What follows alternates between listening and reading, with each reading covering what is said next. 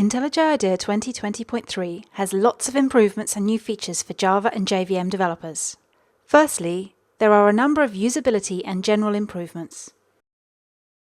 You'll notice that the welcome screen, the window that IntelliJ IDEA shows when you don't have any projects open, has changed. We still have all the same functionality that was there before. We can create a new project, open an existing one, or import a project from version control. But these options are clearer and easier to find. If we previously had some projects open, this welcome screen shows us the list of recent projects which is searchable. We can still create a new project, open an existing one, or get code from version control, or simply click on one of our projects to open it. A new feature in IntelliJ IDEA 2020.3 is the ability to perform simple calculations from the Search Everywhere dialog. Just type a calculation in here, and IntelliJ IDEA will show the result in the drop-down underneath. This is helpful if we need to make a simple calculation, for example, to check an output value or to figure out what the expected value for a test should be. We can copy the value by pressing Enter when the result is selected from the drop-down, and then we can paste it into our test file or anywhere else we need it. IntelliJ IDEA now lets us easily place different files in different parts of the editor view, particularly if we're using tabs. Let's say we're working with a test and the class it's testing. We might want to see these side by side as we're working on them. We can drag the tab for one of these files into the area we want to show it. We can go further and have the record class in the bottom right and the record test in the bottom left. This way, if I'm making changes in one file that affect another, I can see them all at the same time. We can easily put the tabs back if we want to. Did you know we can also move other types of tabs to the editor window? For example, we can right-click on a terminal tab and select Move to Editor. Again, this can help us stay in the flow by keeping all the areas that we're working with in the same place. Let's look at the improvements for writing Java code. IntelliJ IDEA 2020.3 introduces the early stages of Java code completion using machine learning. This might not be immediately obvious, as IntelliJ IDEA always tried to offer the most relevant suggestions. We can see we're using ML completion by going to Preferences, Editor, General, Code Completion, or simply searching for code completion in Preferences, and seeing that machine learning assisted completion is enabled for our language, in our case Java. To get some visibility over the changes applied by using ML completion, we can tick Mark Position Changes in Completion pop-up. Now, when we get the code completion drop-down, we'll see an up arrow or down arrow next to some of the suggestions, showing that these have been reordered by machine learning. Refactoring has been improved in IntelliJ IDEA 2020.3, specifically the refactoring that we can do in place in the code. Let's say we want to rename something, like this enum value. The word red appears in multiple places in different cases. We can rename it in place with Shift and F6. And in IntelliJ IDEA 2020.3, you'll see a new inlay hint. Hovering over this shows us that we can change the places this value will be renamed. We can press Tab or click on the inlay hint to change the settings. Hold down Alt to see a letter for each of these options underlined. We can press C while Alt is still held to uncheck the comments tick box. The editor will highlight in blue the places where the rename will be applied, so we can have total control over what is renamed when we rename a value in place in the editor. IntelliJ IDEA 2020.3 has improvements that make it easier to use the new features in Java 15. It's true that at this time lots of Java developers aren't using JDK 15 just yet. There's good news for you even if you're not using it. We can experiment with the new Records Preview feature in IntelliJ IDEA, see what it looks like and even use it in our code, and then get IntelliJ IDEA to convert our records into standard Java classes. This way, we could sketch out some data classes quickly, then have IntelliJ IDEA turn them into Java code that all versions of Java can compile. These converted classes will have private final fields for the record components and standard constructors, equals, hashcode and toString methods. Note that in line with the naming conventions of records, the accessor methods will have the same name as a field. They are not prefixed with get. If you want them to use the get convention, you can use Shift and F6 to rename the method and all the places that use it. As usual, IntelliJ IDEA also offers conversion in the other direction too. It can detect which classes could be records and suggest converting them if we're using JDK 14 or 15 with preview features enabled. By default, it will leave any getter methods as they are in case we intended to provide a method with a get prefix, although this can be changed in the settings for the inspection. If the accessor doesn't have the get prefix, it is removed when the class is converted. Note that some methods may remain on the record after it's converted, in case we provided custom implementations that need to stay on the record. It's up to us developers to decide if these need to stay or can be removed. Another preview feature in Java 15 is sealed types, which lets us specify an inheritance hierarchy. IntelliJ IDEA 2020.3 offers a lot of editor suggestions to help us to use this new feature. If we specify a class is a sealed type, the editor will tell us the class must have subclasses. We can use the quick fix to create a new subclass for our sealed type. This seems like a good opportunity to use a split screen again, since we want to see the parent and child at the same time. Note that the recently added Related Problems feature shows us from the parent class that the child class needs fixing. The editor shows us what needs to change in order to make the child class compile, and pressing Alt and Enter shows a list of quick fixes that will work here. We could make the child non-sealed, for example. We can carry on defining the hierarchy for the sealed class, and getting IntelliJ IDEA to create the classes where we need them, and to fix up any errors when we encounter them. IntelliJ IDEA 2020.3 comes with a number of improvements to Kotlin support. Many Java developers are working as polyglot programmers in code bases with more than one language. Since Kotlin and Java are fully interoperable, Kotlin code will sometimes be calling Java classes and methods, and vice versa. Here, this Kotlin function is calling a Java method. We can tell this is a Java method by the way it's declared. If we go back to the Kotlin class that calls this method and choose to inline the method, the Java method is pulled into the calling Kotlin method and converted to Kotlin. IntelliJ IDEA 2020.3 supports structural search for Kotlin.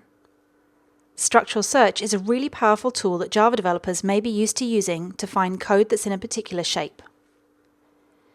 Now we can use this for Kotlin files too. For example, this search will find anything that matches something.something in Kotlin files, and finds a number of matches. We can make the search more specific by setting a type on the instance variable, so it only matches calls on that type.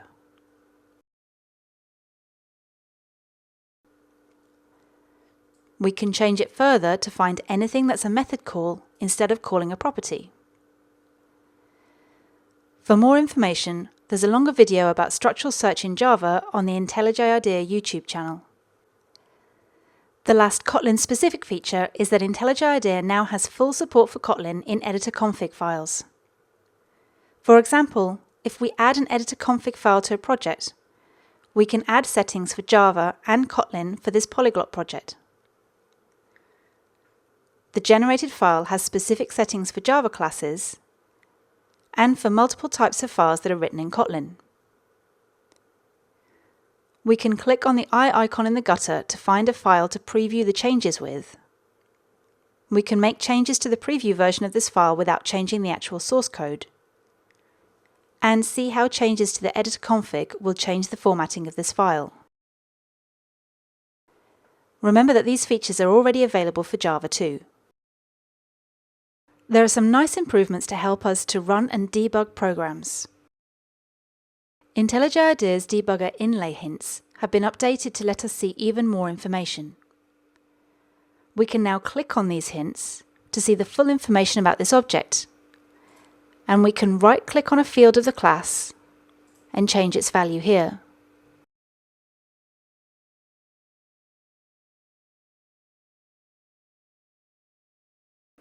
I could add a watch for this value in the Variables section of the debugger. Local watches can be helpful, but when we step into a different class, these always show as an error, as they no longer apply to this context. In IntelliJ IDEA 2020.3, we can now add an inline watch, which means we're only watching this value in the context that makes sense, just in this method. We can see this watch changes when the value itself is changed by the method. This interactive inlay hint also makes it easier to create a useful hint value. We can click on Create Value Renderer, and this will take us to the Java Type Renderers dialog. This lets us define exactly how we want this type to be displayed by the debugger. For example, I might want the UnderTest class not to display the classic type and object ID, but instead to use the string value field to represent this object. There have been further improvements to the Run Configurations dialog. This dialog can potentially have a lot of options, so the updated UI aims to reduce the noise and make it easier to see which options have been applied. The run options are also shown as if they were the command line arguments for running a Java program, to make it easier to compare with a command line runner. If we select a new task to run before launching the test or application, it's added as a button to the top of the dialog. We can easily add more options here, and we can remove or reorder the tasks.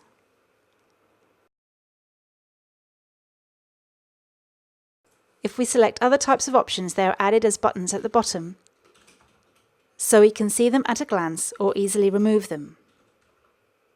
The logs window has also been hidden, unless we choose to show it. IntelliJ IDEA 2020.3 has a lot of changes and improvements for working with Git. If we have a file, like this one, that has been changed, normally we see this in a change list in IntelliJ IDEA's Commit Tool window. In IntelliJ IDEA 2020.3, we can switch to using Git's staging area instead. Go to Preferences, Version Control, Git, and tick Enable Staging Area. Note that this requires us to be using the non-modal commit window that was introduced in IntelliJ IDEA 2020.1. instead of the old commit dialog. If we choose to use the staging area, we won't be able to use IntelliJ IDEA's change lists. Instead, we'll see two areas in the commit window, staged and unstaged changes. Our changed file is now in the unstaged section. If we create a new file and choose to add it to Git, we'll see it's been added to the staged area. We can add a file to the staged changes by clicking on the plus button, or remove it by clicking on the minus to the right of the file. If we do a git status at this point, we can see the commit window is aligned with this status. We can use the diff view to stage individual changes, so some lines of code are staged for commit, and others will not be committed. The other place we can decide if a change should be staged or not is in the gutter of the editor. If we click on the green here, which shows these lines were recently added, we can stage this change. We can also disable this feature if we want to go back to using IntelliJ IDEA's change lists.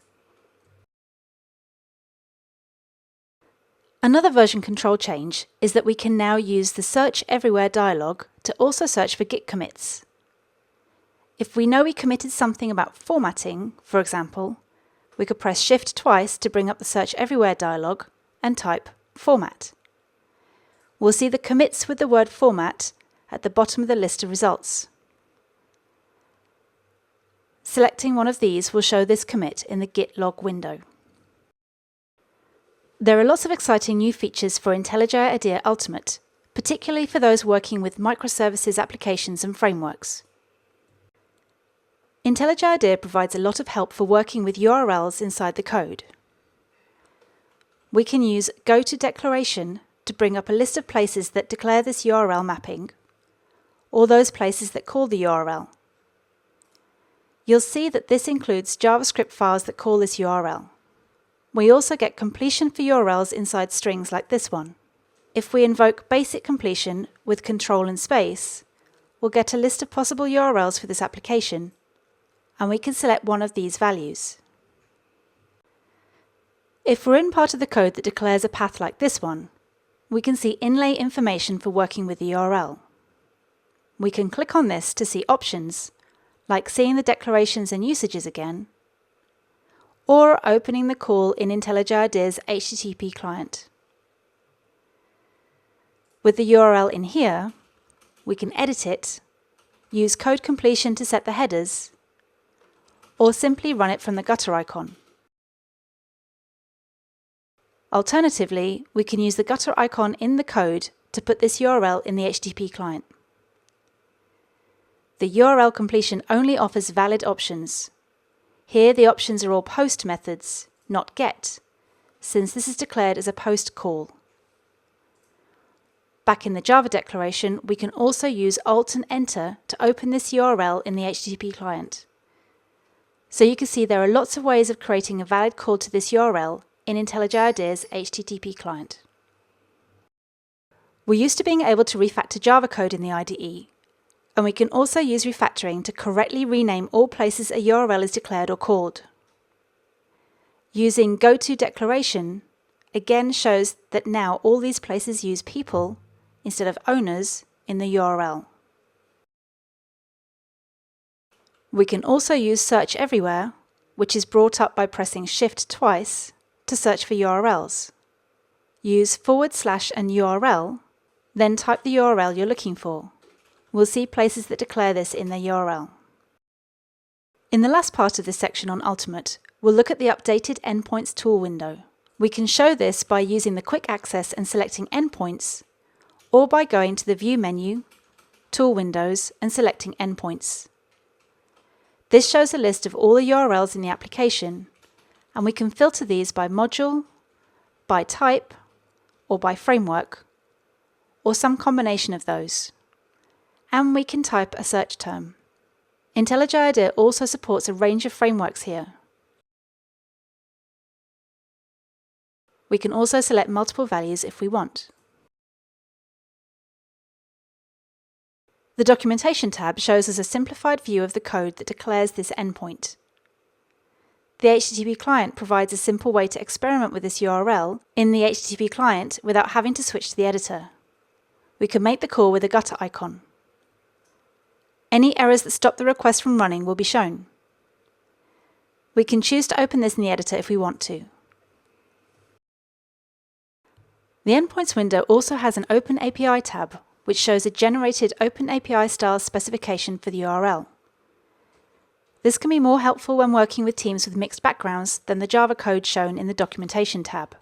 We can also select one or more URLs in the Endpoints window to generate a draft of the Open API specification, and maybe use this as the starting point of our own specification.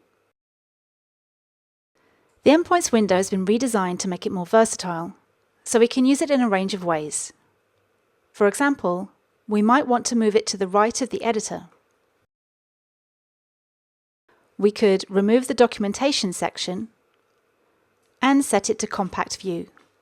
Then we have a quick reference view of all of our endpoints while we're coding or testing the application.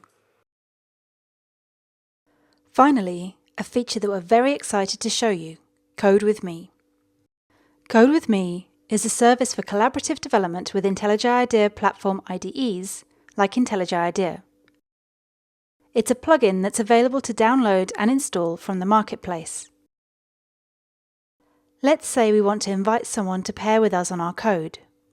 We can go to Tools, Code with Me, and select Enable Access and Copy Invitation Link. From this next dialog, we can define what level of access the invitee has to your machine. Let's invite Helen to edit files. I want her to help me fix a problem. When we click Enable Access, the joining link is created and copied to the clipboard.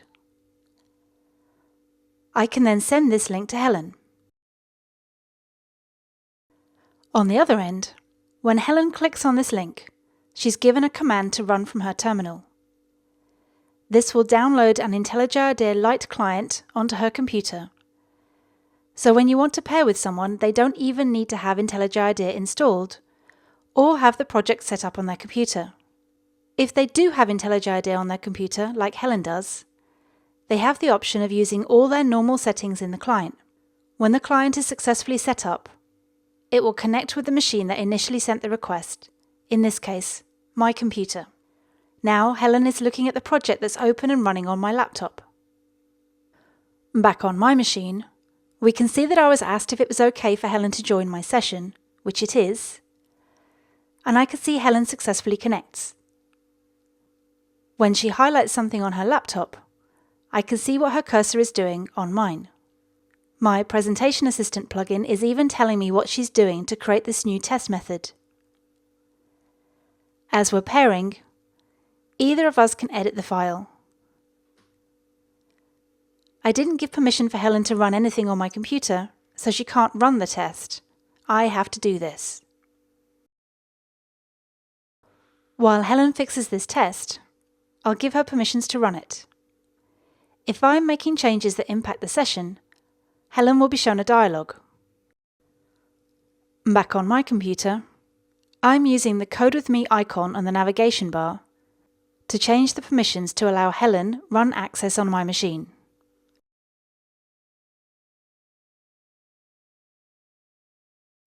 Now she can run the test, and I see it's passing.